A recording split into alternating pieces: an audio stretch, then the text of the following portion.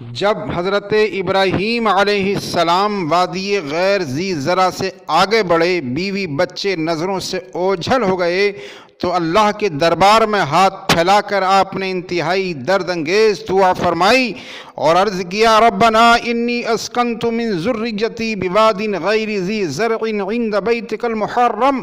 اے اللہ، اے کائنات کو بنانے والے، میں نے اپنی آل اولاد کو تیرے محترم گھر کے قریب وادی غیر ذی زرع میں چھوڑ دیا ہے۔ اے اللہ، تو جانتا ہے میرا کوئی اور مقصد نہیں ہے، تیرے حکم کی اطاعت کے سوا کوئی چاہت نہیں ہے۔ ربنا لیقیموا الصلاۃ، اے اللہ، میں نے انہیں اس لیے وہاں چھوڑا ہے تاکہ وہ نماز قائم کریں، تیرے دربار عالی میں سجدہ ریز ہوں۔ فاجعل افئدۃ من الناس تہوی الیہم، اے اللہ، وہ ماں بیٹے اکیلے ہیں، اس وادی میں ان کا کوئی پرسان حال نہیں ہے، لہذا ایک کرم تو یہ فرما دے کہ لوگوں کے دلوں کو ان کی طرف مائل کر دے۔ وارزقہم من الثمرات لعلہم یشکرون، اور اے اللہ، دوسرا کرم یہ فرما دے کہ وہ زمین کاشت کے قابل نہیں ہے، زراعت کے لائق نہیں ہے، لہذا پھلوں کا رزق ان کے لیے مہیا کرا دے تاکہ وہ تیری نعمت کے قدرداں اور شکر گزار ہو جائیں۔ سامعین کرام، یہ ایک نبی کی دعا تھی اپنی معصوم بچے اور صابرہ شاکرہ بیوی کے لیے۔ یہ اللہ کے ایک چہیتے پیغمبر کی درخواست تھی جو مقبول ہوئی اور جس سے آج پورا عرب فیض اٹھا رہا ہے۔ اس واقعے کے بعد حضرت ہاجرہ حضرت ابراہیم علیہ السلام کو لے کر وہاں رہنے لگیں۔ جو کچھ کھجور پانی لے گئے تھے ابھی تک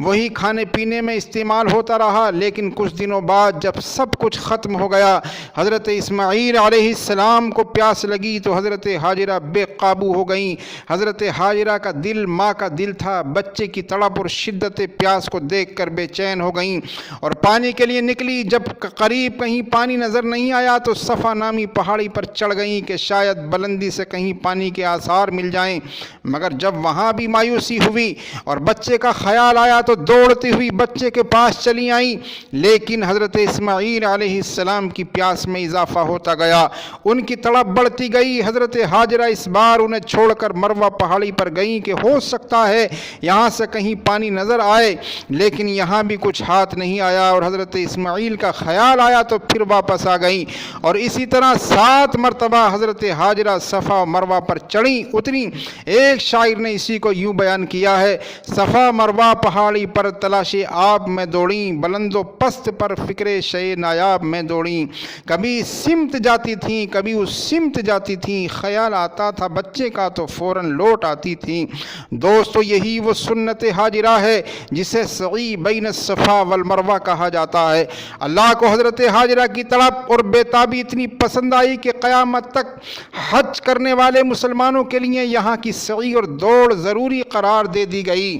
اللہ تعالیٰ نے حضرت اسماعیل کی شدت پیاس کو دیکھا، حضرت ہاجرہ کی لگن اور بے چینی کو محسوس کیا اور ان کے کانوں تک یہ آواز پہنچائی کہ اے ہاجرہ، ننھے اسماعیل کے پاس جاؤ، اب تلاش اور جستجو کی ضرورت نہیں ہے، اب پریشان ہونے کی ضرورت نہیں ہے، ہم نے اسماعیل کے قدموں میں پانی کا نظم کر دیا ہے۔ چنانچہ جا کر دیکھا تو جہاں حضرت اسماعیل علیہ السلام ایڑیاں رگڑ رہے تھے اسی جگہ سے سرد اور شیریں پانی کا چشمہ بہہ رہا تھا۔ حضرت ہاجرہ نے میڑ باندھی اور فرمایا، زمزم، ٹھہر جا ٹھہر جا، یہ زمزم جسے ہم اور آپ تورق سمجھ کے پیتے ہیں، جس پانی میں اللہ کے رسول نے بیماریوں سے شفا بتلائی ہے، یہ متبرک پانی حضرت ہاجرہ کی محنت اور مشقت کے بعد مسلمانوں کو ملا ہے۔ اللہ تعالیٰ پوری امت کی طرف سے انہیں جزائے خیر عطا فرمائے۔